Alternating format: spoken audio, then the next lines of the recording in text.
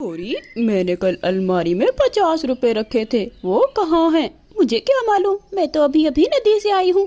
गौरी इतना कहकर अपना मुंह दूसरी तरफ करके लेट जाती है।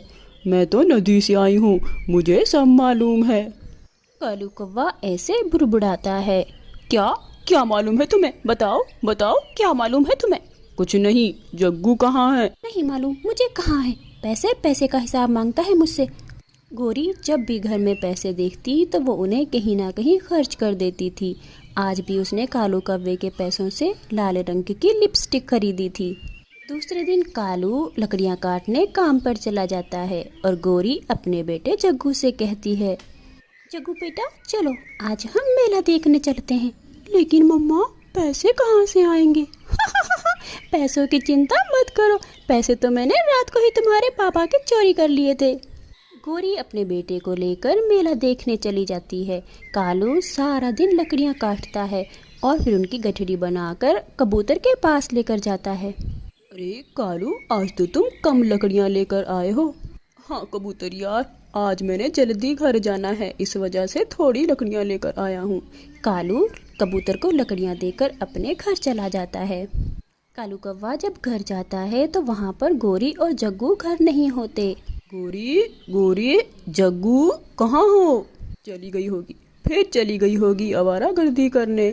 मैं इतनी देर में अपने लिए दवा लेकर आ जाता हूँ, ये तो पता नहीं कब तक घर वापस आएंगे। कालू जैसे ही अपनी अलमारी खोलता है तो उसमें पैसे नहीं थे। लो जी, जब अपने ही घर में चोर हो तो किसी को क्या दोष देना। कालू दवा भी नहीं लेकर आता और अपने घोंसले में लेट जाता है। चक्कू चक्कू चलो बेटा चले, हमें बहुत देर हो गई है, तुम्हारे पापा घर आ गए होंगे। मम्मा मम्मा, अभी तो मैंने बड़े वाले झूले पर झूले भी नहीं लिए। हाँ वो तो मैंने भी नहीं लिए, चलो लेते हैं। दोनों माँ बेटा फिर खूब झूला झूलते हैं और उसके बाद शाम हो जाती है। जब वो घर लौटते हैं तो कालू उन पर गुस्सा करता है। कहाँ थी तुम? इतनी देर बाद घर लौटी हो। मैं और जग्गू मेला देखने गए थे, सारे पैसे उड़ाकर आ गई होगी। मैंने बुरे वक्त के लिए रखे थे वो पैसे, कभी बुरा वक्त आए तो फिर हाथ फैलाना दूसरों के सामने। एक तो तुम हर वक्त काए काए करते रहते हो, कभी हमें खुश ना रहने दिया करो। खुद तो तुम्हें काम करने से फुर्सत मिलती नहीं है, और जब हम इंजॉय करते हैं तो हमारे पीछे भी बस बातें ही बनाते रहते हो, और पता नहीं वो बुरा वक्त कब आएगा जिसका तुम बस ताने देते रहते हो। मैं तो तंग आ गई हूँ तुम्हारी ये बातें सुन सुन के। वक्त गुजरता गया और कालू कौवा ऐसे ही काम करता रहा। गौरी कभी अय्याशियाँ करती रही और बुरे वक्त के लिए कोई पैसे जमा नहीं किए, बल्कि जो पैसे कालू कौवा छुपा कर रखता, गौरी कभी उनको भी चुरा कर खर्च कर देती थी। गौरी, अच्छे वक्त में बुरे वक्त का भी ख्याल रखना चाहिए। तुम बहुत ज्यादा फजूल खर्ची करती हो। क्या? मैंने क्या फजूल खर्ची की है? तुम जब देखो बाहर से खाना मंगवाती हो, कभी तुम आवारागर्दियाँ करती रहती हो, महंगी महंगी ब्यूटी क्रीम्स लेती हो। इतनी फजूल खर्ची अच्छी बात नहीं है। चलो चलो चिड़िया, तुम मुझसे जेलस हो रही हो। तुम्हारे पास तो इतने पैसे नहीं होते कि तुम बेचारी कोई अपने शौक पूरे कर सको, और मुझसे कैसे जल रही हो। चलो चलो भागो यहाँ से। गौरी कव्वी रानो चिड़िया से लड़ाई करने के बाद स्टोर पर जाती है। बुलबुल ताई, तुम्हारे पास अच्छी सी रंग गोरा करने वाली क्रीम है? हाँ हाँ बिल्कुल है, तुम्हें किसके लिए चाहिए? मेरे पास एक से बढ़कर एक क्रीम है। वो बुलबुल ताई, मैंने नाइट क्रीम लेनी थी अपने लिए। क्या मेरा रंग गोरा हो सकता है? मेरा नाम तो मेरी माँ ने गौरी रख दिया, लेकिन मेरा रंग तो कितना काला है। मुझे भी गोरा रंग चाहिए बुलबुल ताई। बुलबुल ताई तो परेशान हो जाती है और फिर कुछ सोचकर बोलती है, हाँ हाँ क्यों नहीं गौरी, तुम्हारा रंग क्यों नहीं गोरा हो सकता, लेकिन तुम्हें उसके लिए ज़्यादा पैसे देने पड़ेंगे। मेरे पास एक बहुत अच्छी क्रीम है, अगर तुम वो इस्तेमाल करोगी तो तुम्हारा रंग बिल्कुल गोरा हो जाएगा। ताई, इतनी भी महंगी है क्या वो क्रीम जो मैं ले नहीं सकती? आप मुझे बताओ वो कितने की है, मैं अभी पैसे लेकर आती हूँ। मुझे बस अपना रंग गोरा करना है। हाँ हाँ क्यों नहीं गौरी, तुम बस पैसे ले आओ, लेकिन वो क्रीम 10,000 रुपए की है। हाँ, लेकिन एक हफ्ते के अंदर तुम्हारा रंग बिल्कुल गोरा हो जाएगा। हाँ ताई, तुम बिल्कुल फिक्र मत करो, मैं अभी लेकर आती हूँ 10,000 रुपये। बस तुम वो क्रीम किसी और को मत दे देना। गौरी अपने घर जाती है। कालू जी, मुझे जल्दी से 10,000 रुपए दे दो। लेकिन इतनी बड़ी रकम मेरे पास नहीं है इतने पैसे। कालू जी, तुम नहीं चाहते तुम्हारी बीवी का रंग भी गोरा हो जाए, तुम्हारी पत्नी भी गोरी चिट्टी हो? अरे नहीं नहीं, मैं तो बिल्कुल नहीं चाहता कि तुम गोरी हो। हम कव्वे हैं और हमारा रंग काला ही रहेगा। हम ऐसे ही अच्छे लगते हैं। कंजूस, मुझे पहले ही पता था। तुम मेरे लिए 10,000 तो क्या 10 रुपए भी खर्च नहीं कर सकते। गौरी कवि अपनी संदूक खोलती है और उसमें से अपने सोने का हार निकाल लेती है। ना करो गोरी, ना करो। ऐसी चीजें मुश्किल वक्त में काम आती हैं। ना तो तुमने घर में कोई पैसा छोड़ा है। अब जो ये सोने का हार है ये मत बेचो। बिल्कुल नहीं, ये भी तो मेरे ऊपर मुश्किल वक्त ही आया है। ये मेरी मुश्किल में काम नहीं आएगा तो फिर क्या फायदा इस सोने के हार का? मुझे बस गोरा होना है। गौरी कालू की बात नहीं सुनती और अपना सोने का हार उठाकर स्टोर पर चली जाती है। बुलबुल ताई, ये लो, मेरे पास 10,000 रुपए तो नहीं थे, लेकिन ये सोने का हार है, आप ये रख लो, मुझे बस वो क्रीम दे दो। अरे क्यों नहीं, क्यों नहीं, मैं तो ये हार ले सकती हूँ। ठीक है, ये लो, ये तुम्हारी क्रीम है और इसको दिन में 10 बार लगाना है। हाँ, अगर टाइम मिले तो रात को भी 10 बार लगा लेना। गौरी तो बहुत खुश हो जाती है और वहाँ से क्रीम लेकर अपने घर आ जाती है और घर आते ही क्रीम मुंह पर लगा लेती है।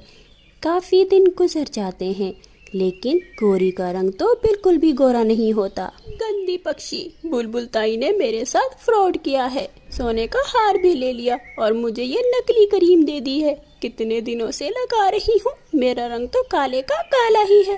गौरी शीशे में अपने आप को देखकर ऐसे बुड़बुड़ा रही थी। जंगल में बारिशों का मौसम भी शुरू हो जाता है। जंगल में सूखी लकड़ियां खत्म हो जाती हैं।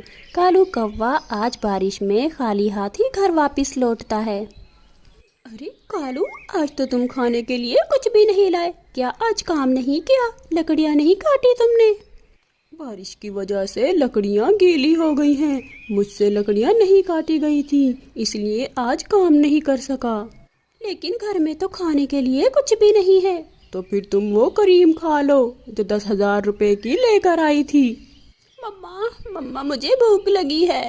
अरे कालू, हमारे बेटे को भी भूख लगी है और तुम इस वक्त भी कैसी बातें सुना रहे हो? बस चुप कर जाओ गौरी, मेरा दिमाग मत खराब करो। तुम्हारी वजह से हम सब भूखे सोएंगे आज। और फिर कौवों का वो परिवार उस रात भूखा ही सोता है। रानो चिड़िया ने अपने बच्चों के लिए दाना ढूंढ लिया था। रानो चिड़िया अपने घर जाने ही वाली थी कि वहाँ पर एक बूढ़ी फाख्ता आ जाती है। मेरा कोई नहीं है और मैं भूखी हूँ, मुझे कुछ खाने को दे दो। रानो चिड़िया एक नज़र अपने दाने को देखती है और एक नज़र बूढ़ी फाख्ता को, और फिर वो दाना बूढ़ी फाख्ता को दे देती। ये ले माँ जी, आप ये दाना ले जाएं, मैं अपने बच्चों के लिए कहीं और से दाना ढूंढ लूँगी। जीती रहो बेटी, ऊपर वाला तुम्हें हर परीक्षा में कामयाब करेगा। बूढ़ी फाख्ता वहाँ से दाना लेकर चली जाती है और रानो चिड़िया भी अपने बच्चों के लिए दाना ढूंढने के लिए चली जाती है, लेकिन उसे दाना कहीं नहीं मिला। आज तो मेरे बच्चों को भूखे पेट ही सोना पड़ेगा, मुझे तो कहीं दाना नहीं मिल रहा। रानो चिड़िया घर पहुंचती है तो बच्चे भूख भूख कर रहे थे। मम्मा, बहुत भूख लगी है, जल्दी से मुझे दाना दे दे। मम्मा, मुझे भी बहुत भूख लगी है, मुझे भी जल्दी से दाना दे दो। बच्चों, मुझे माफ कर दो, आज मैं तुम्हारे खाने के लिए कुछ भी ना ला सकी। जो मुझे खाने को मिला था वो मैंने बूढ़ी फाख्ता को दे दिया। बच्चे ये सुनकर अपनी माँ से कहते हैं, लेकिन मम्मा, आपने अपना दाना उस बूढ़ी फाख्ता को क्यों दे दिया? बेटी, जो अपनी चिंता छोड़कर दूसरों की मदद करते हैं, ऊपर वाला भी उनकी मदद करता है। मम्मा, फिर क्या हम भूखे रहेंगे? मेरे बच्चों, मैं कल आपके लिए ज़रूर कुछ ना कुछ लेकर आऊँगी। सुबह हो जाती है और चिड़िया फिर से अपने बच्चों के लिए दाना लेने के लिए निकलती है। आधे रास्ते में उसको वही बूढ़ी फाख्ता नजर आती है। चिड़िया, तुम अपनी परीक्षा में पूरी उतरी, तुमने अपने बच्चों को भूखा रखकर दूसरों की मदद की। अब ऐसा करो, ये हंडिया लेकर जाओ अपने साथ। ये हंडिया ऐसी वैसी हंडिया नहीं है, ये जादुई हंडिया है। इससे तुम जो कुछ भी कहोगी ये तुम्हारी मनपसंद चीज़ तुम्हारे सामने हाजिर कर देगी। लेकिन वो कैसे माँ जी? बस इसको अपने घर में ले जाकर चूल्हे पर रख देना और आग जला देना। उसके बाद तुम इससे जो कुछ भी कहोगी ये तुम्हारे सामने हाजिर कर देगी। चिड़िया तो बहुत खुश हो जाती है और वो उस हंडिया को अपने घर लेकर चली जाती है।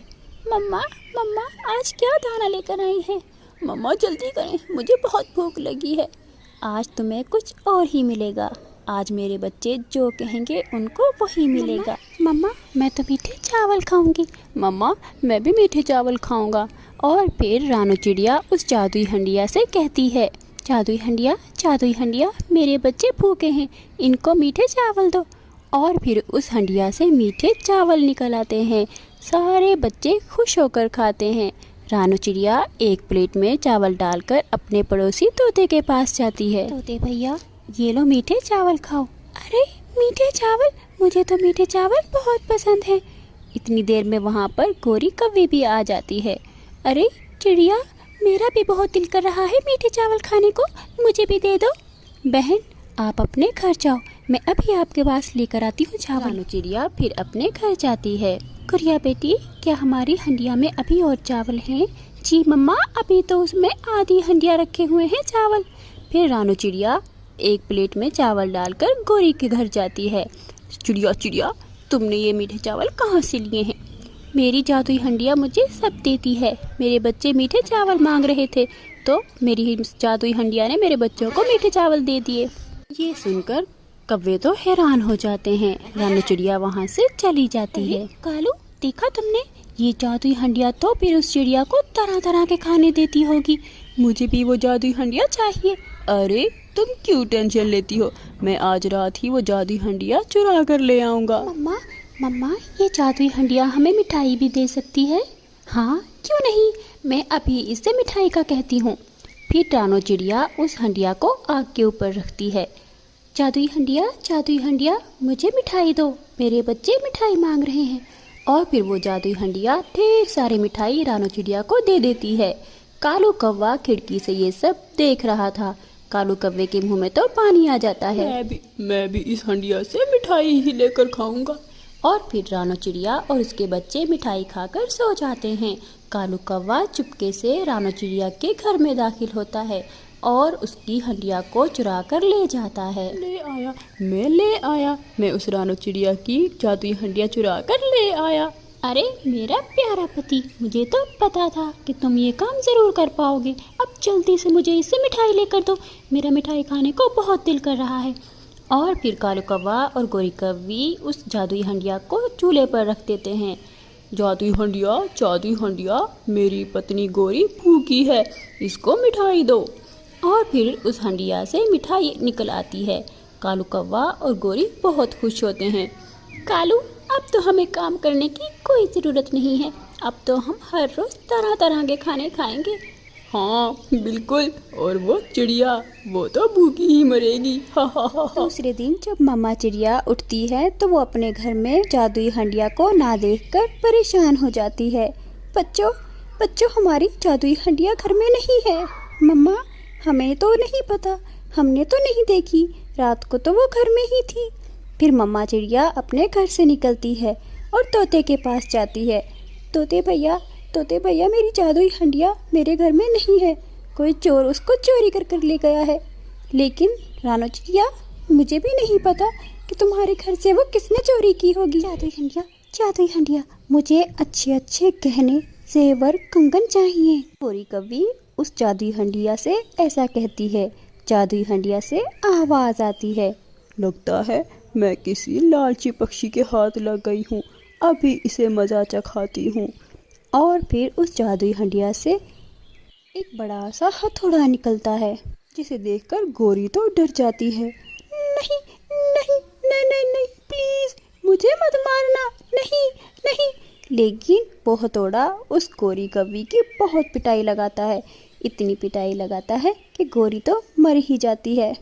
जब कालू कौवा अपने घर वापस आता है तो गोरी तो मरी हुई थी। कालू तो ये सब देखकर रोने लग जाता है। कालू की आवाज़ें सुनकर चिड़िया और बाकी पक्षी भी वहाँ आ जाते हैं।